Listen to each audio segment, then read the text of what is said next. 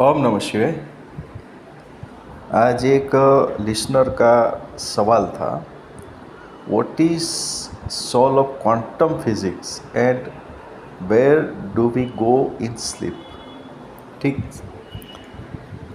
सवाल बहुत ही अद्भुत है, अच्छा है, पर शायद आप अगर आज मेरी बात को समझ लेंगे, ध्यान से वीडियो पूरा देखिएगा, तो फिर आप का कोई भी सवाल नहीं रहेगा पर्टिकुलर क्वांटम फिजिक्स के बारे में। मैं गारंटी देता हूँ, लिख के ले लो आप हमसे, ठीक है। ये बात मैं मेरे खुद के एग्जाम्पल से ही आपको समझाना चाहूँगा। ये बात है 1996 की बात होगी, 1996 की अराउंड की बात है। नर्मदा नदी के तट के किनारे, और मैं बहुत ही लकी रहा हूँ कि नर्मदा नदी के तट के किनारे मेरा बहुत ही अच्छा और लंबा समय पास हुआ है। उसके लिए मैं अपने आप को बहुत ही भाग्यशाली मानता हूँ। और जब जब भी मुझे टाइम मिलता था तो मैं नर्मदा तट के पास जितना हो सके उतना लंबा समय अकेला निकालना चाहता था, और मुझे वहाँ से बहुत कुछ मिला है आध्यात्मिक तौर पे। तो आज का ये वीडियो आपके नाम, ठीक है। बहुत ही आराम से, शांति से मैं वहाँ पे टहल रहा था, और बहुत ही आराम से मैं प्रकृति से कनेक्ट हो रहा था। उसी समय पे एक सरप्राइजिंगली एक घटना बनी। हालांकि उस जगह जहाँ पे मैं अपना विचरण कर रहा था, वो नदी से लगभग 30 फुट ऊपर की एक छोटी सी टेकरी थी, जहाँ पे मैं चहल पहल कर रहा था आराम से। कनेक्टिविटी मेरी अच्छी थी उस टाइम पे, आज भी है। मैं जब उधर कनेक्ट हो जाता हूँ प्रकृति से तो मुझे कुछ भी मतलब याद नहीं रहता है, वो उस पर नहीं जाते, आपका सवाल है उस पर ही रहते, ठीक है। तो अचानक से नदी में मेरा ध्यान आकर्षित हुआ, और एक बड़ी सी मछली टपक करके थोड़ी ऊपर आई, अंदर चली गई। तो मैं एकदम से उत्साहित हुआ, और मैं सोच रहा अभी स्टार्ट ही करूँ सोचने का, उसी समय पे फिर से उसने जो पहले छलांग लगाई थी उससे और कुछ ज़्यादा छलांग लगाई। मुझे बहुत आश्चर्य हुआ। और तीसरी बार उसने उससे भी 2 गुना ज़्यादा छलांग लगाई, यानी कि मैंने देखा उसने 3 या 5 बार छलांग लगाई, और मैं हंस पड़ा, बहुत ही अट्ठास्य की तरह हंसा। अगर मेरे अगल बगल में कोई होता तो मुझे पागल गिनता, वो भी मैं आपको गारंटी के साथ बताता हूँ। यहाँ पे मैं आपको क्या कहना चाहता हूँ, यहाँ पे मैं आपको ये कहना चाहता हूँ कि वो जो मछली थी ना, उसने पहली बार जो हिम्मत की, उसके बाद उसने 2 गुनी हिम्मत की, तीसरी बार उसने 4 गुनी हिम्मत की, चौथी बार उससे ज़्यादा हिम्मत की। एक बात, दूसरी बात कि मैं हंस पड़ा। मैंने कहा इसमें और मुझ में कोई फ़र्क नहीं है। अब आप बोलोगे वो कैसे? वो मेरी तरह ही, वो ये क्वांटम थियरी, आपकी तरह वो क्वांटम थियरी ढूंढने निकली होगी, या मेरी तरह वो इस दुनिया और इस दुनिया से जो कनेक्टेड है, जिसको आप क्वांटम थियरी बोलते हैं, हम उसको अदृश्य सत्ता, ईश्वर या कोई भी नाम दे देते हैं, ठीक है। उसके साथ कनेक्ट होते हैं और जानने का प्रयास करते हैं। तो वो मछली को देख के मुझे, हालांकि वो आज की डेट में मेरी गुरु बन गई ना। आज आपने जब ये सवाल पूछा तो मुझे अचानक से याद आ गए, ये बात 95-96 की बात याद आ गई कि एक्चुअली देखा जाए तो वो मेरी गुरु बन गई। कैसे?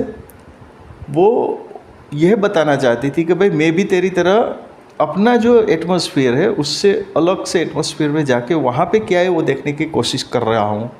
ऐसा वो मछली सोच के वो अपने हिसाब से यत्न प्रयत्न कर रही थी। पर मैं बाहर खड़े खड़े इसलिए हंस रहा था कि भाई तू कितना भी ट्राई कर ले, तू इस एटमॉस्फेयर में जी नहीं सकती, या तो इस एटमॉस्फेयर में तू जानेगी तो भी कितना जानेगी, कितना जानोगी, ठीक है। उस बात पे मुझे हंसी आ गई।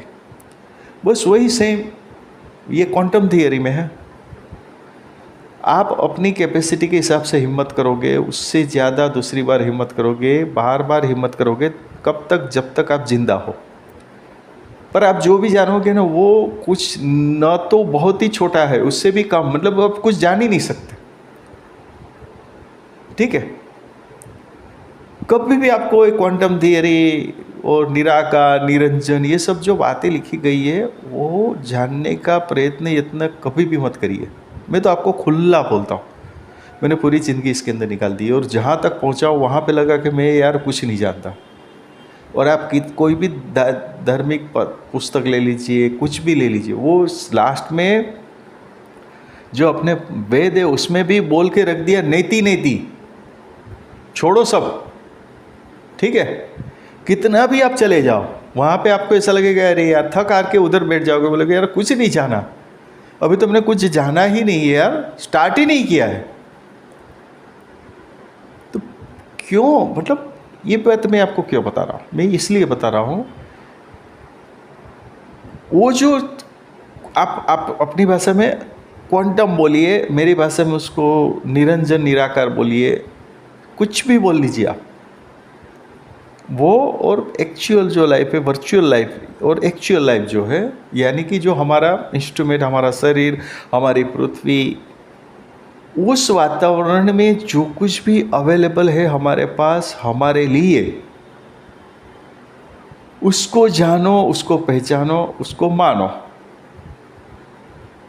तो सब कुछ आ जाएगा।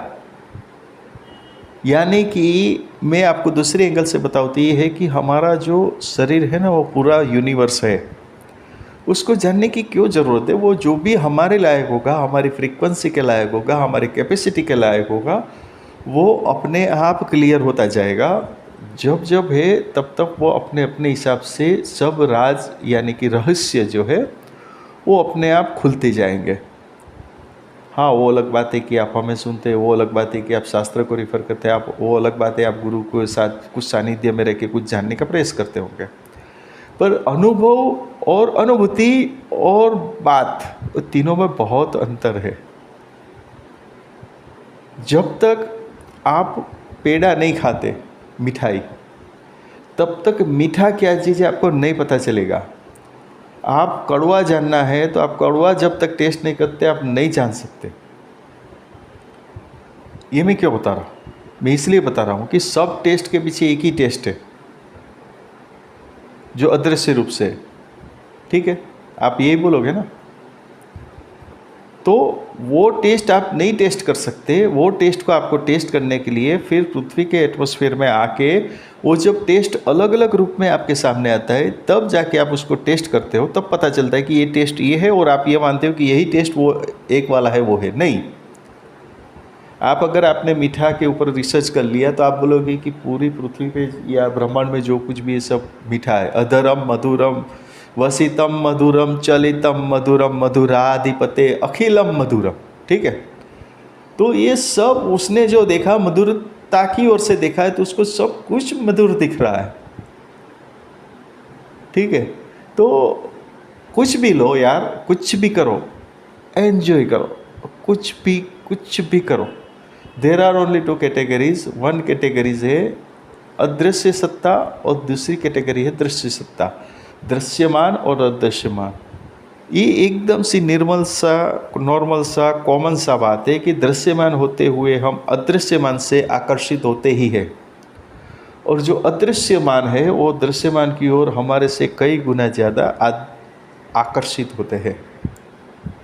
तो ये स्वाभाविक प्रकृति है, उसमें आपका सवाल भी कोई गलत नहीं है।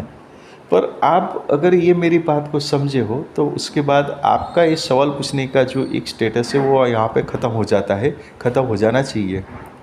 ठीक है, उससे आपको आश्चर्य कभी नहीं होगा। आप लिख लो, क्वांटम थियरी के बारे में आपको जानने की इच्छा नहीं होगी, अदृश्य सत्ता के बारे में जानने की इच्छा नहीं होगी, निरंकुश, निरंकार या जो भी आप शब्द ले लो, वो आपको तुरंत पता चल जाता है। मोरल ऑफ द स्टोरी, एक दृश्य सत्ता है, एक अदृश्य सत्ता है, परंतु जो मुख्य सत्ता है वो न तो दृश्य सत्ता है न अदृश्य सत्ता है।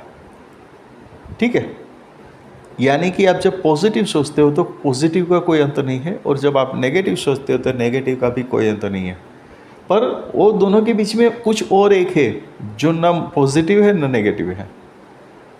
उसके बारे में कभी कोई बात ही नहीं करता है और ना करना चाहता है और ना हम करेंगे। ठीक है, तो ये पहलू है। इस पहलू पे आप कितना भी अंदर चले जाओ, उसका कोई छोड़ नहीं है। प्रयत्न ना करें, यत्न ना करें। क्लियर? तो आशा करता हूँ कि आज का ये टॉपिक भी आपको अच्छा लगा होगा। ओम नमः शिवाय।